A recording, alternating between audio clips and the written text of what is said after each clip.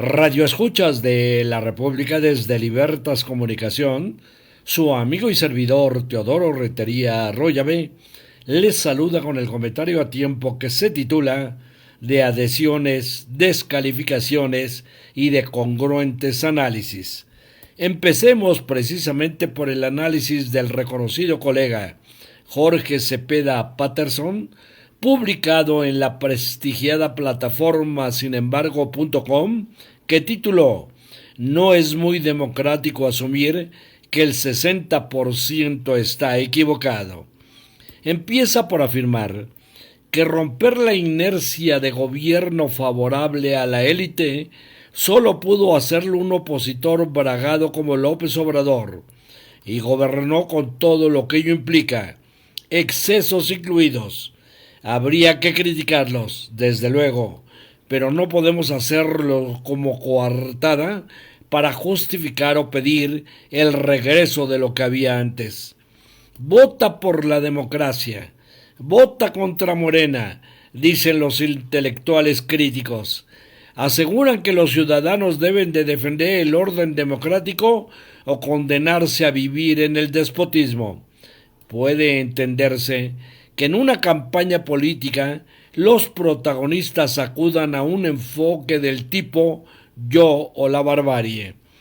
Es cierto que conductores de radio y televisión y demás analistas viven de atizar el fuego.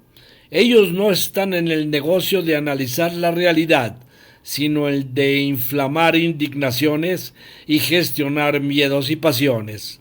Se necesita una dosis de soberbia, no dar el beneficio de la duda a la toma de posición de la mayoría de los mexicanos que apoya al actual proceso de cambio.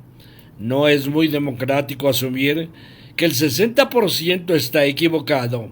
La única manera de sostener esa tesis sin rubor es atribuir tal apoyo a la demagogia de López Obrador que los mantiene engañados o, de plano, el oportunismo de los pobres empeñados en recibir unas dádivas. La opción es terrible: o imbéciles o vendidos.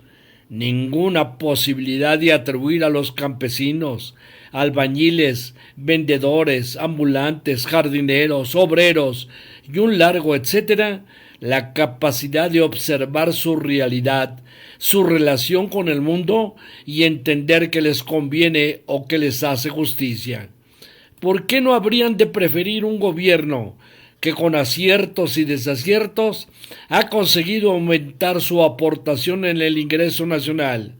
Si les atribuimos la habilidad para arreglar los motores del auto o la sabiduría para hacer brotar flores de nuestros jardines, ¿por qué asumir que son incapaces de votar por lo que les conviene?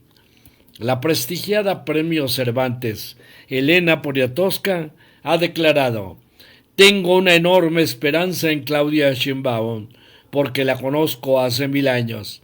En una entrevista con el diario El País, Elenita, para los amigos, recuerda los días de la cárcel de Lecumberri, el agujero negro en que el Partido Revolucionario Institucional PRI arrojó a escritores, sindicalistas, disidentes del régimen.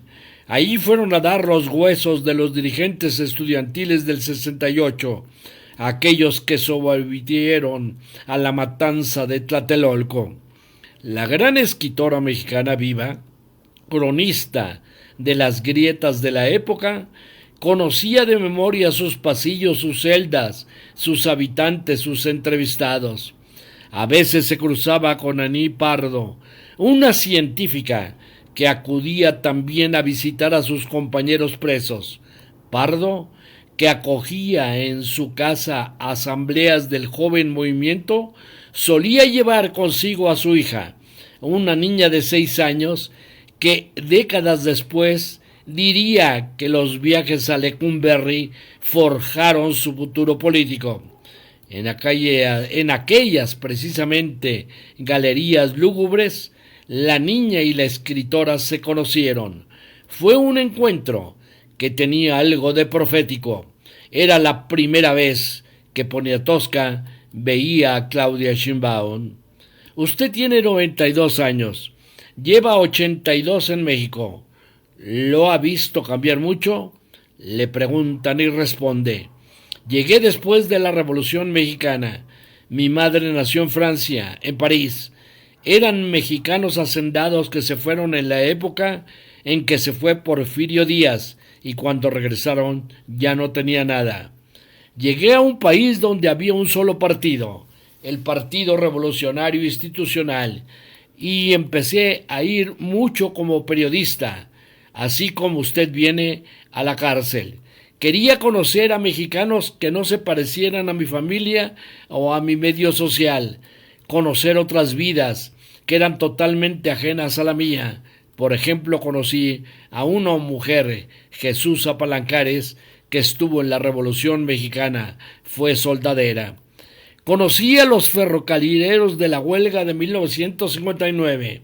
Entrevisté varias veces a David Alfaro Siqueiros, que había estado en la cárcel antes, y lo vi en Lecumberri. Me acuerdo de que tenía el pelo muy alborotado y le dije: ¿y usted cuándo se peina? Y me dijo: me peina regularmente el Partido Comunista. Y muchos campesinos que vivían ahí. Fui mucho a la cárcel y eso me ha ayudado a conocer padres y madres de familia absolutamente admirables, a estudiantes que estaban dispuestos a dar su vida. A la pregunta: ¿cuál es el principal problema de México? Sin ambajes contesta: la inseguridad y el nivel de vida a la gente.